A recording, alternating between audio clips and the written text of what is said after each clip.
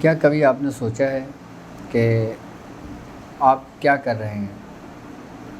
آپ کو عامل بننا چاہیے یا آپ کو وہ راستہ اختیار کرنا چاہیے جو آپ کے بزرگوں کا ہے، جو ہمارے سلاسل کا ہے، جو ہمارے سلاسل کے ذکر و اذکار ہیں، جو ہمارے سلاسل کے اشغال ہیں، جو ہمارے سلاسل کا طریقہ کار ہے؟ ہمیں روحانیت حاصل کرنا چاہیے یا ہمیں عامل بننا چاہیے؟ آئیے ہم اپنے آپ سے سوال کرتے ہیں۔ طارق پیا مرشد پیا، طارق پیا مرشد پیا،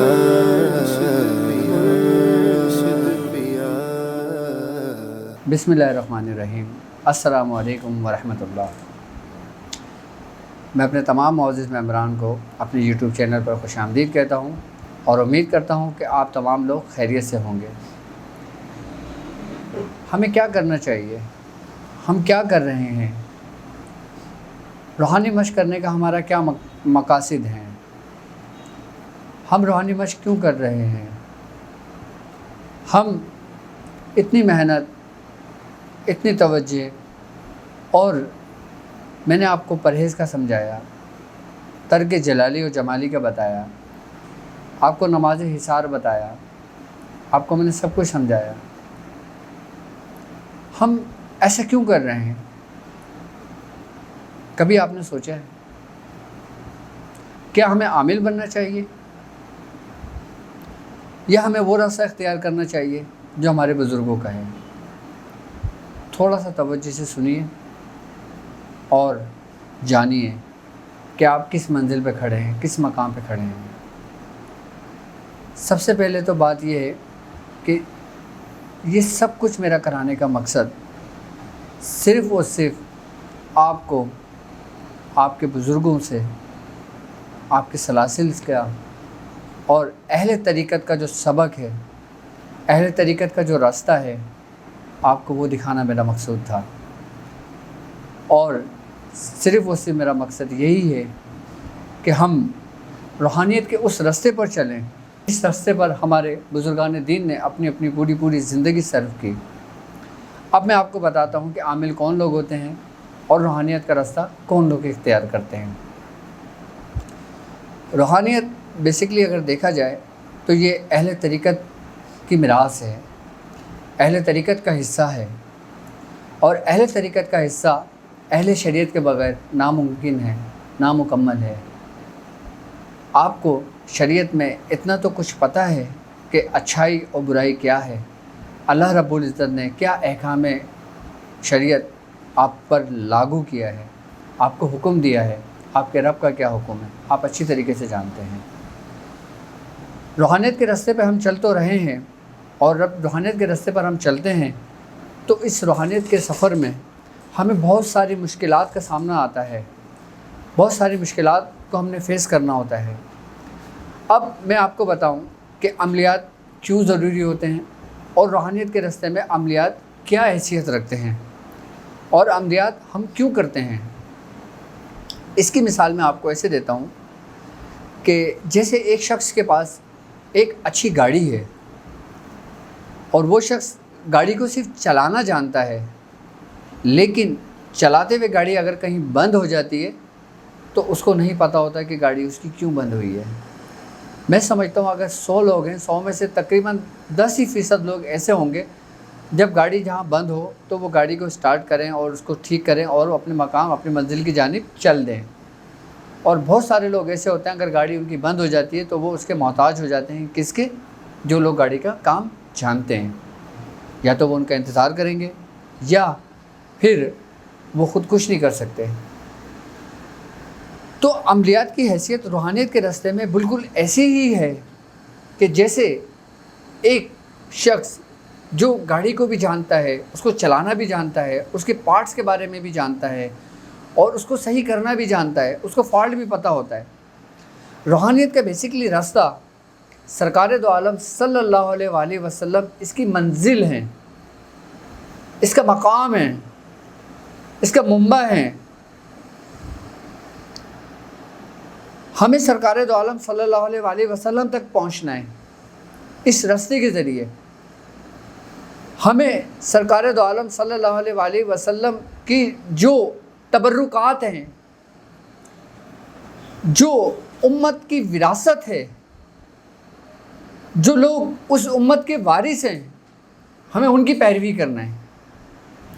ہمیں ان کے بتائے ہوئے دین کو سیکھنا ہے. ہمیں ان کے راستے پہ چلنے کا نام روحانیت ہے.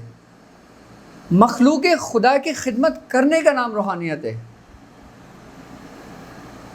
روحانیت صرف یہی نہیں ہے کہ آپ سیکھ کے لوگوں کا علاج و معالجہ کرنا شروع کر دیں. کسی کی بیوی مہکی رک گئی آپ اس کو بلوا لیں. کسی کی بندش لگ گئی آپ اس کی بندش کا اتار کر دیں.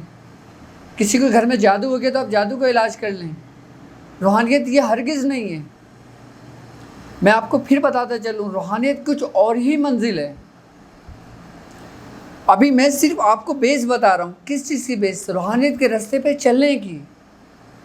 ابھی میں نے آپ کو چلایا نہیں ہے. ابھی تو میں نے آپ کو کچھ بھی نہیں بتایا. ابھی تو میں نے روحانیت کا سفر ہی شروع نہیں کیا. ابھی تو میں آپ کو وہ چیپٹر پڑھا رہا ہوں کہ جس میں ہم روحانیت کے سفر میں داخل ہوں گے، روحانیت کے راستے میں داخل ہوں گے، اپنے بزرگوں کے راستے پہ داخل ہوں گے. پھر آپ کیسے کہہ سکتے ہیں کہ ہم عامل بن رہے ہیں؟ پھر آپ کیسے کہہ سکتے ہیں کہ ہم دنیاوی مقاصد کے لیے چیزیں حاصل کر رہے ہیں؟ ہم دنیاوی مقاصد کے لیے چیزیں حاصل نہیں کر رہے. ہم اس رستوں کو فالو کر رہے ہیں جو ہمارے بزرگان دین نے کیا. ابھی اس رستے پہ آپ چل رہے ہیں تو میں آپ کو بہت کچھ طریقہ کار تعلیم کروں گا. اپنے سلاسل کے ذکر و اذکار تعلیم کروں گا. اپنے سلاسل کے اشغال تعلیم کروں گا. اپنے 14 خانوادوں کے معاملات کو تعلیم کروں گا. اور اپنے خاندان کے جو ہمارے بزرگوں سے واسطے اسٹیپ بائی اسٹیپ جو چیزیں چلے آ رہی ہیں، زیادہ سے چلے آ رہی ہیں، ابھی ہم اس کا ذکر کریں گے. اور بڑی مستند چیزیں ہیں یہ. روحانیت حقیقتاً اگر دیکھا جائے تو مخلوق خدا کی خدمت اور اپنے رب کا قرب اور سرکار دو عالم صلی اللہ علیہ وآلہ وسلم کی نسبت اور آپ کے بالکل قربت اور آپ کے بالکل قریب اور آپ کے وہ معاملات جو اس امت کا حصہ ہیں، اس کے حصے میں آپ کا بھی حصہ ہے. آپ کیسے اس حصے کو لینے تک پہنچیں گے؟ وہ منزل کیا ہے؟ وہ راستہ کیا ہے؟ ہم یہ سب کچھ کرانے کا مقصد ہمارا یہ ہے. اب عامل کیوں بننا ضروری ہے؟ روحانیت کے راستے میں عملیات کیا حیثیت رکھتے ہیں؟ اب جب آپ روحانیت کے راستے پہ چلتے ہیں تو آپ کو بہت سارے مسائل سامنے آتے ہیں. جب آپ روحانیت کے راستے پہ چل رہے ہوتے ہیں تو 10 لوگ آپ کے پاس آتے ہیں، آپ سے اپنے مقاصد کے بارے میں بات کرتے ہیں، آپ کے معاملات کو حل کرنا، اپنے معاملات آپ سے ڈسکس کرتے ہیں. تو اس میں عملیات کی ضرورت آپ کو پڑتی ہے. عملیات بیسیکلی ایک شغل ہے. آئی بس سمجھ، یہ مقام اسفل ہے، یہ اعلیٰ نہیں ہے. ہماری منزل مقام اعلیٰ ہے. ہماری منزل کچھ اور ہے. اب کسی کے اوپر جادو ہو گیا، کسی کے اوپر جادو کے ذریعے اس پہ بیماریاں مسلط کر دی ہیں. آپ کو کیسے پتہ چلے گا کہ اس شخص کے اوپر یہ جادو ہوا ہے؟ اس شخص کے اوپر جادو کی وجہ سے یہ بیماریاں اس پہ مبتلا ہو گئی، بیماریاں پیدا ہو رہی ہیں.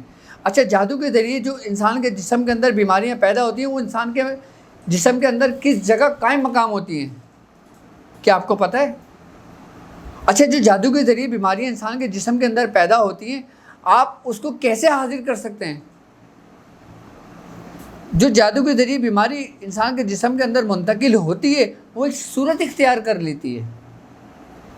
وہ انسان کے کس کس مقامات پر ہوتی ہے، ہم اس کا ذکر کریں گے. ہم وہ چیزیں بتائیں گے. آئی بات سمجھ میں؟ صرف اور صرف عملیات ہم اگر سیکھیں گے نا تو ہم صرف اور صرف یہ چیزیں سیکھیں گے کہ ہم کسی مریض کا علاج کیسے کر سکتے ہیں. یہ منزل نہیں ہوگی لیکن یہ ضرورت ہوگی. کیا یہ آپ کی ضرورت ہوگی، کیونکہ بزرگوں کا طریقہ کار ہے کہ بزرگوں کے در پہ جو آتا ہے وہ خالی ہاتھ نہیں لوٹتا۔ اگر ایک بدکار شخص بھی آتا ہے تو وہ بھی خالی ہاتھ نہیں لوٹتا، اور اگر ایک نیک شخص آتا ہے تو وہ بھی خالی ہاتھ نہیں لوٹتا۔ بزرگوں کا کام یہ نہیں کہ کسی کو منع کر دیں، اور آپ بزرگوں کے راستے پر ہیں تو ایک وقت اللہ رب العزت ایک وقت آتا ہے کہ آپ کو بھی وہ بزرگی، وہ مقام و مرتبہ مل جاتا ہے۔ عملیات سیکھنا، عملیات کرنا، اس کا مقصد صرف کیا ہے؟ ایک شغل، صرف بقدر ضرورت کہ ہم جادو کا اوتار کیسے کریں گے، کہ نظر بد انسان کو اگر لگتی ہے تو وہ انسان کے کس حصے میں قائم مقام ہوتی ہے، وہاں سے اس کو کیسے نکالا جاتا ہے، وہاں سے اس کا علاج کیسے کرایا جاتا ہے، کیوں پناہ مانگی گئی ہے، کیوں حاسدوں کے حسد سے پناہ مانگی گئی ہے۔ حاسدوں کے حسد جب حسد کرتے ہیں تو وہ جو ریس انسان کے جسم میں داخل ہوتی ہے وہ کس مقام پر ہوتی ہے، کہ آپ نے سوچا ہے کبھی؟ یہ بہت ایک وسیع سمندر ہے، ایک گہرا سمندر ہے، آپ اس میں جتنا ڈوبتے چلے جائیں گے آپ چلے جائیں گے۔ لیکن میں نے دیکھا ہے کہ جن رسوں کو میں نے اس مقام پہ، اس منزل پہ چلایا ہے، کچھ لوگ عملیات کی دنیا تک ٹھہر گئے، اور جو لوگ عملیات کی دنیا سے نہیں ٹھہرے، انہوں نے وہاں اپنا قائم مقام نہیں کیا، وہ اس منزل سے آگے کی طرف نکلے تو وہ روحانیت کے اعلیٰ مقام پر گئے۔ تو آپ کی منزل عملیات نہیں ہے، آپ عامل نہیں بنیں گے، آپ عملیات صرف بقدر ضرورت لیں گے۔ اصل مقصد آپ کا روحانیت کا سفر ہے، اصل مقصد آپ کا وہ ہے جو ہمارے سلسلے کے بزرگوں کا طریقہ کار رہا ہے۔ میں آپ کو آپ کے 14 خانوادوں کا بتاؤں گا، سلاسل کا بتاؤں گا، نسبتوں کا بتاؤں گا، اور کن کن بزرگوں سے ہمیں کیا کیا نسبت کیسے ملی۔ اس روحانیت کے راستے میں ہم اس چیز کا ذکر تفصیلی کریں گے۔